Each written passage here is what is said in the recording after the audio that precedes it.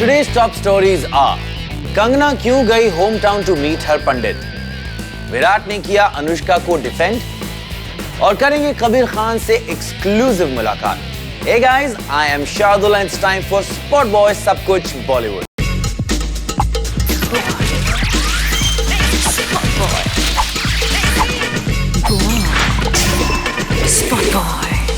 कंगना रनावत हो गई हैं रिलीजियस। सोचिए कि जब उनका नेशनल अवार्ड अनाउंस हुआ, कहां थी वो बैठी थी हिमाचल प्रदेश में विद अ पंडित। क्यों? जानिए हमारी टॉप स्टोरी में। While कंगना रनावत को कंग्रेचुलेशंस मिल रहे थे अपने नेशनल अवार्ड विन के लिए, कंगना नहीं थी in Mumbai and she was partying somewhere. Spot boy को एक्सक्लूसिवली पता चला है कि कंगना थी अपने होम स्टेट हिमाचल प्रदेश में। और क्या कर रही थी वहां? कंगना मिलने गई ज्योतिषी पंडित लेखराज शर्मा से। कल कंगना पहुंची जोगिंदरनगर, कुछ 70 किलोमीटर फ्रॉम मंडी, हिमाचल प्रदेश में। कंगना ने बात की with Pandit Sharma for several hours. Obviously, Kangna wanted to ask about the whole Hrithik Roshan fiasco, right? Wrong. Our source told us कि meeting had nothing to do with Hrithik. In fact, Kangna ने पंडित शर्मा से ऋतिक के बारे में बात की only for some 20 seconds. Kangana ने कहा वो सब तो चलता रहता है। वाह! और यहाँ हम सोच रहे थे कि कंगना हो गई है बॉग डाउन ऋतिक के लीगल नोटिस को लेकर। डुगू, आर यू लिसनिंग? तो कंगना एग्जैक्टली क्या जानना चाहती थी? Well, Kangana wanted to know कि when she will get married and start her own family. Kangana को कोई जल्दी नहीं है, पर she just wanted to know कि उनका पर्सनल लाइफ में क्या होने वाला है। कंगना ने अपने करियर के बारे में भी पूछा, asking what should ideally be her next career move. Well, hopefully उन्हें एडवाइस मिली to do exactly what she is been doing, क्योंकि कंगना का करियर इज सोअरिंग। यार, कुछ एक्स बॉयफ्रेंड्स को मानना पड़ेगा, अपनी एक्स गर्लफ्रेंड के लिए कितने प्रोटेक्टिव हो जाते हैं ना। And if you are thinking मैं बात कर रहा हूं रणबीर दीपिका की, तो sorry, but this time it's ex lovers Virat Anushka की। More details up next.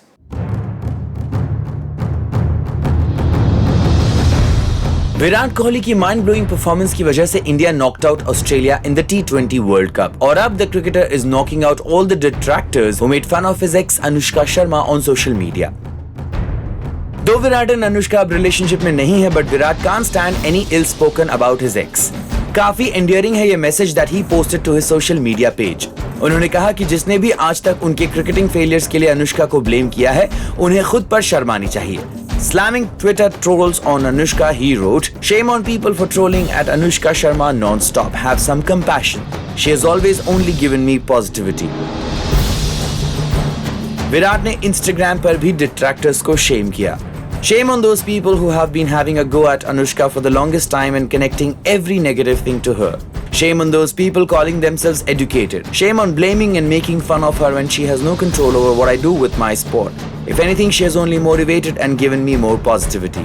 This was long time coming. Shame on these people that hide and take a dig, and I don't need any respect for this post. Have some compassion and respect her. Think of how your sister or girlfriend or wife would feel if someone trolled them and very conveniently rubbished them in public. #non-compassion, #no common sense. Virat का ये message says loud and clear कि वो अभी भी हैं super possessive about Anushka, और वो उनके अगेंस्ट कुछ भी नहीं सुन सकते। कबीर खान ने रिसेंटली बनाई है कुछ ऑसम फिल्म्स लाइक एक था टाइगर, बजरंगी भाईजान। वैसे तो अभी तक कबीर ने अपना नेक्स्ट प्रोजेक्ट अनाउंस तक नहीं किया है, बट वी आर श्योर आप सब जानना चाहते हैं कबीर क्या कर रहे हैं next. So our entertainment editor Vicky Lalwani spoke to Kabir at his office to find out what keeps the director ticking. Listen up. Hi Kabir, welcome to Spot Boy. Thank you so much. Kabir, हम आपकी पूरी journey आज इस show पर trace करेंगे। हम वहाँ से शुरू करेंगे जहाँ से आपने करियर शुरू किया as a cinematographer, then as a documentary film maker. So could you just start from there that how you got into this? जी, आपने सही कहा। मेरी शुरुआत जो है वो एज अ सिनेमाटोग्राफर है। फ्रीलांस सिनेमाटोग्राफी करता था दिल्ली में, तो travel shows, documentaries, corporate shows वगैरह शूट करता था। फिल्मों की तरफ जो मेरा एक शुरू हुआ सिलसिला वो था जब मैंने अफ़गानिस्तान में डॉक्यूमेंट्रीज शुरू करी। और जब हमारे सारे अफ़गानिस्तान के एक्सपीरियंसेस ख़त्म हुए, मैं सोचा था कि यार फिल्में कैसे बनाएं, कैसे मतलब फीचर फिल्म की तरफ बढ़ा जाए। मैंने डिसाइड किया कि मैं काबुल एक्सप्रेस लिखता हूँ जो मेरे एक्सपीरियंसेस पे बेस्ड है, और वो स्क्रिप्ट बहुत आसानी से मैंने लिख दी क्योंकि रियल लाइफ इंसिडेंट्स से सारे, 3 महीने में वो स्क्रिप्ट तैयार थी। उस टाइम में आई मस्ट से सबने ये बोला अच्छी कहानी है, लेकिन nobody came forward with the courage to put the money. और जो एक स्टूडियो था पूरे बॉलीवुड में जिसको हमने कभी फ़ोन ही नहीं किया था, क्योंकि कन्वेंशनल विजडम सेट की यार वो तो कभी इस किस्म की फिल्म बनाएंगे नहीं, वो था यशराज फिल्म्स। एक और चीज़ विच I must say in my years with Yashraj is that Yashraj gave me 3 very unique films to make. Kabul Express, New York and Tiger are 3 very different kinds of films. So it was a great training ground for me. After New York became successful, I think Adi said, you know, why don't you try a film with a very big star? It'll be a nice experience for you. Let's do an action film. And then of course Salman came into Ek Tha Tiger. So Adi got in. Salman के साथ मेरी एक पुरानी connection थी जो एक बहुत ही interesting connection है। मैं उनको मिला था जब मैं काबुल एक्सप्रेस की स्क्रिप्ट को लेके लोगों को ढूंढ रहा था, स्ट्रगल कर रहा था। उस टाइम मेरे एक दोस्त थे अपूर्वा, उन्होंने ही used to know Salman. He said कि सलमान से मिलना है। ऐसे सलमान से किसको नहीं मिलना यार, मिलते हैं जस्ट फॉर फन। सो हम गए and I must say he met me very warmly. बिल्कुल नहीं जानते थे, मैं I was nobody in the film industry and I started telling him stories about Afghanistan. He got very interested and he said अच्छा मुझे वो दिखाओ तुम्हारा DVD। I went inside his van, I showed him some images from Afghanistan. He got very happy. He said कहानी सुनाओ, कहानी सुनाई। He said यार मैं वो कैरेक्टर प्ले करूँगा। हमने सोचा मजाक कर रहे हैं Salman, you know, we haven't come to narrate this film to Salman to cast him. Exactly 2 years later, 2.5 years later, Kabul express बन चुकी थी, निकल गई थी।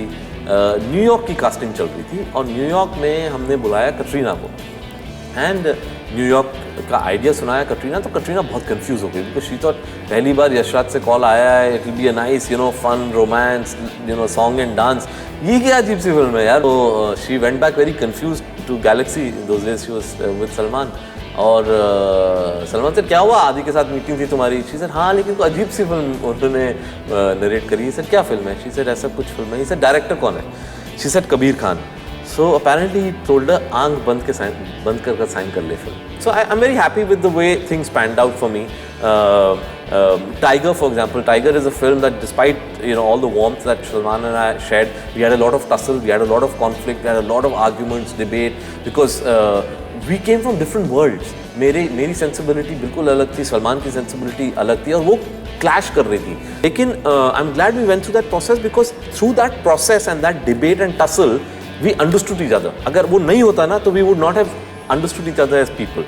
So Ek Tha Tiger is the one film where I as a director did not have a 100% grip on. Ek Tha Tiger is not a film where it went exactly the way Salman wanted. It became a blend. It worked in places where today also when I see Ek Tha Tiger, I know these are the places which I would have done differently. But I did it differently because I thought maybe here, you know, let me listen to what Salman is saying. But Bajrangi is the film where I had 100% grip on. But then there's not 1 second of that film where I do not have ownership. You like it or you don't like it.